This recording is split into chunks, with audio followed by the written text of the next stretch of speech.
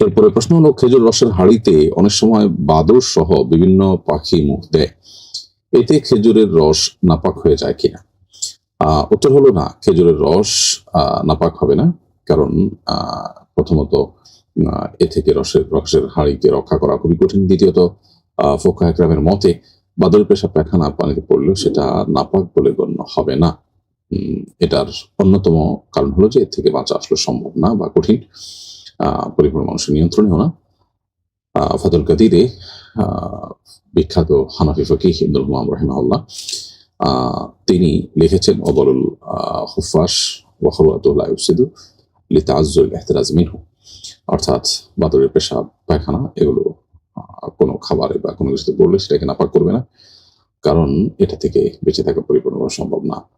এজন্য অতএব বাদুড় যদি মুখ দেয়, আপনার পেশাব পায়খানা তো দূরের কথা, সামান্য একটু মুখ দিল অথবা একটু জুটা করলো, তো এটার কারণে আপনার রস পান করা হারাম হবে না। তবে নিপা ভাইরাসে আক্রান্ত হয়ে আপনি ক্ষতিগ্রস্ত হতে পারেন, সেই জায়গা থেকে সতর্কতা কাম্য। কারণ শরীয়তে নির্দোষ না হলেও কেউ বিপদে পড়তে পারে, অসুস্থ হয়ে যেতে পারেন, নিজেকে ধ্বংসের দিকে ঠেলে দেওয়ার মতো কোনো কাজ হতে পারে, এরকম কাজ থেকে শরীয়ত আমাদেরকে বেঁচে থাকতে পারে।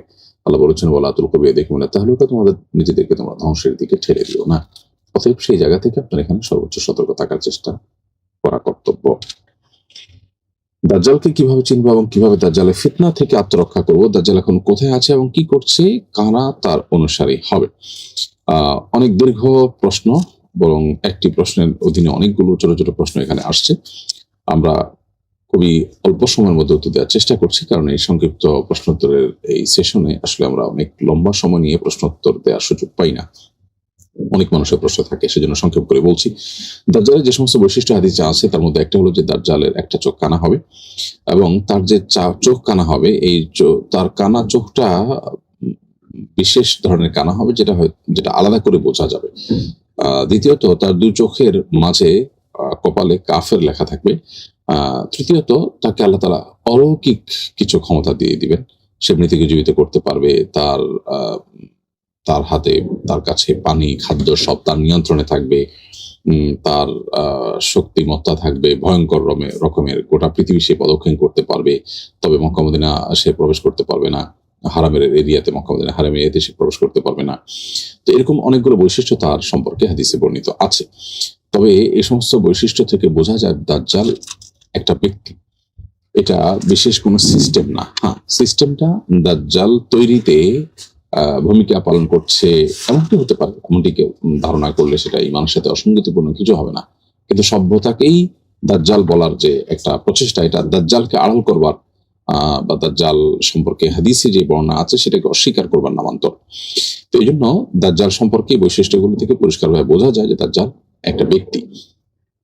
দাজ্জালের জন্ম হয়ে গেছে বহু আগে, বিভিন্ন হাদিস থেকে সেটি পরিষ্কারভাবে বোঝা যায়। দাজ্জাল পৃথিবীতে আছে এবং এই দীর্ঘকাল শত শত হাজার হাজার বছর সে হায়াত পাচ্ছে।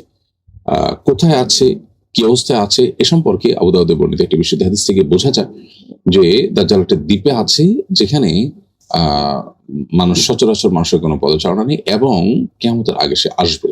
আল্লাহ তাআলা তাকে আড়াল করে রেখেছেন। বিভিন্ন আলোকে বোঝা যায় যে আল্লাহ তাআলা তাকে আড়াল করে রেখেছেন, যে আড়াল ভেদ করতে পারবে তখনই যখন আল্লাহর ফয়সালা হবে, তখন সে গোটা পৃথিবী বিচরণ করতে পারবে।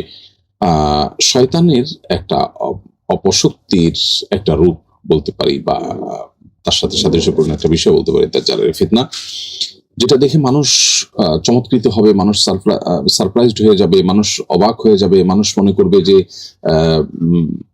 মানুষ ধোঁয়াশার মধ্যে পড়ে যাবে, যে মানে আল্লাহ সম্পর্কে যে ধরনের মানুষের পোষণ হয়েছে যে আল্লাহ সবকিছু পারেন ইত্যাদি ইত্যাদি, দাজ্জালের মধ্যে এই ধরনের কিছু জিনিস দেখতে পেয়ে অনেকে বিভ্রান্ত হয়ে তাকেই আল্লাহ মনে করবে এবং সে নিজেকে আল্লাহ দাবি করবে। তো এটা খুবই ভয়াবহ একটা বিভ্রান্তি। এই জন্য কিয়ামত পর্যন্ত আগত যত ফিতনা আছে, এর সবচেয়ে ভয়াবহ ফিতনার ভিতরে গণ্য করা হয় দাজ্জালের ফিতনাকে। এবং এমন কোন নবী রাসূল পৃথিবীতে অতিবাহিত হননি যিনি তার উম্মাহকে দাজ্জাল সম্পর্কে সতর্ক না করে গেছেন।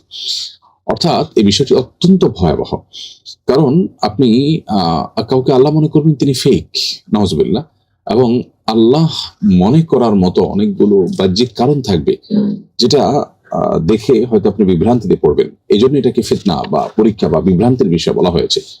এই বিভ্রান্তি থেকে বাঁচার জন্য কয়েকটা করণীয় আছে। প্রথমত, দাজ্জাল সম্পর্কে জানা, কোরআন এবং হাদিসের দাজ্জালের যে সমস্ত বর্ণনা বিবরণী এসেছে সেগুলো সম্পর্কে জানা। আর শুধু জেনেই আমরা আসলে সংরক্ষিত থাকতে পারবো না, নিরাপদ থাকতে পারবো না, বরং আল্লাহ রাব্বুল আলামিনের কাছে বিশেষভাবে প্রার্থনা করা, দোয়া করা, বিশেষ কিছু উদ্যোগ গ্রহণ করাও এর জন্য জরুরি। এর মধ্যে একটা হলো সূরা কাহফের প্রথম 10টি আয়াত মুখস্থ করা। এ সম্পর্কে নবী করিম সাল্লাল্লাহু আলাইহি ওয়াসাল্লাম হাদিস সহিহ মুসলিমে বর্ণিত হয়েছে। আবু দারদা রাদিয়াল্লাহু তাআলা বর্ণনা করেছেন যে ব্যক্তি সূরা কাহফের প্রথম 10টি আয়াত মুখস্থ করবে সে ব্যক্তি দাজ্জালের ফিতনা থেকে রক্ষা পাবে। এজন্য আয়াতগুলো মুখস্থ হবে এবং মাঝে মধ্যে তেলাওয়াত করা, অর্থ ইত্যাদি বোঝার চেষ্টা করা, ব্যাখ্যা ইত্যাদি অর্থ এবং ব্যাখ্যা বোঝার চেষ্টা করা, এটা একটা কাজ। দ্বিতীয়ত, নামাজ শেষ বৈঠকে নবী সাল্লাল্লাহু আলাইহি ওয়াসাল্লাম 4টি বিষয় থেকে পানা চেয়েছেন, এবং আমরা যে দোয়া মাসুরা পড়ে থাকি, দোয়া মাসুরার জায়গায় কখনো কখনো এই দোয়াটা, আর কখনো কখনো দোয়া মাসুরার পাশাপাশি এই দোয়া যেটি আমরা পড়ে থাকি আল্লাহুম্মা ইন্নী যালামতু নাফসি, সেটার পাশাপাশি এই দোয়া, অথবা আল্লাহুম্মা ইন্নী যালামতু নাফসির বিকল্প হিসাবে এই দোয়া পাঠ করা যেতে পারে। দোয়াটি হলো আল্লাহুম্মা ইন্নী আউযু বিকা মিন আযাবি জাহান্নাম ওয়া মিন আযাবিল কবর ওয়া আউযু বিকা মিন ফিতনাতিল মাহইয়া ওয়াল মামাত ওয়া আউযু বিকা মিন শাররি ফিতনাতিল মাসিহিদ দাজ্জাল। যার অর্থ হলো, হে আল্লাহ, আপনার কাছে আমি জাহান্নামের আযাব থেকে পানা চাই, কবরের আযাব থেকে পানা চাই, জীবন এবং মরণের যে ফিতনা সেটা থেকে পানা চাই, এবং দাজ্জালের যে ফিতনা আছে সেটার ক্ষতি থেকে আপনার কাছে পানা চাই, আশ্রয় চাই। সহিহ মুসলিম বর্ণিত হাদিসে আলোকে আমরা এই দোয়াটাও নামাজের মধ্যে নিবেদন করতে পারি। তৃতীয়ত, দাজ্জালের আবির্ভাব যখন ঘটবে তখন এরকম অলৌকিক কিছু আমরা যখন জানতে পাবো, যদি আমাদের কারোর তখন মানে বেঁচে থাকার সুযোগ হবে, আমরা যদি বেঁচে থাকি যদি তখন, তাহলে সেক্ষেত্রে আমরা তার থেকে দূরত্ব বজায় রাখবো। আবু দাউদ বর্ণিত একটা হাদিসে নবী সাল্লাল্লাহু আলাইহি ওয়াসাল্লাম বলেছেন, ইমরান ইবনে হুসাইন রাদিয়াল্লাহু তাআলা যেটি বর্ণনা করেছেন, কোন ব্যক্তি যদি দাজ্জালের কথা শুনতে পায়, মান সামিআ বিদ-দাজ্জালি ফালয়ান আনহু, তাহলে সে যেন তার থেকে দূরে সরে। অর্থাৎ দাজ্জালের কথা শোনার পর কৌতূহলী হয়ে বহু মানুষ যাবে, এবং তারা কিন্তু যে বিভ্রান্ত হয়ে যাবে, তার যে পাওয়ারের জায়গা সেটা দেখার পর মনে হবে, বা আমরা সারা জীবন আল্লাহর যে গুণাবলী, আল্লাহর যে সিফাতের নাম শুনেছি, এটা তো তারই একটি বাস্তব নমুনা। তাহলে সে যে দাবি করছে এটা অসত্য হবে কেন? সে একজনকে জীবিত মানুষকে মেরে ফেলতে পারে, তার কথায় মরে যাবে, আবার তার কথা মৃত মানুষ জীবিত হয়ে যাবে। এই সমস্ত অলৌকিকতা দেখার পর খুব স্বাভাবিকভাবে মানুষ বিভ্রান্ত হয়ে যাবে। আজকাল সামান্য একটু খেলাধুলায় আপনার জাদুকরি কোনো কিছু করলে যেভাবে মানুষ তার পেছনে হুমড়ি খেয়ে পড়ে এবং পিপিলিকার মতো, পঙ্গপালের মতো ছুটে বেড়ায়, অলৌকিক ক্ষমতা থাকলে তখন যে বহু ইমানদার বিভ্রান্তিতে পড়ে যাবে সেটা খুবই স্বাভাবিক। এই জন্য নবী সাল্লাল্লাহু আলাইহি ওয়াসাল্লাম আমাদেরকে দূরে থাকতে বলেছেন। অতএব এটা হলো আরেকটি করণীয়।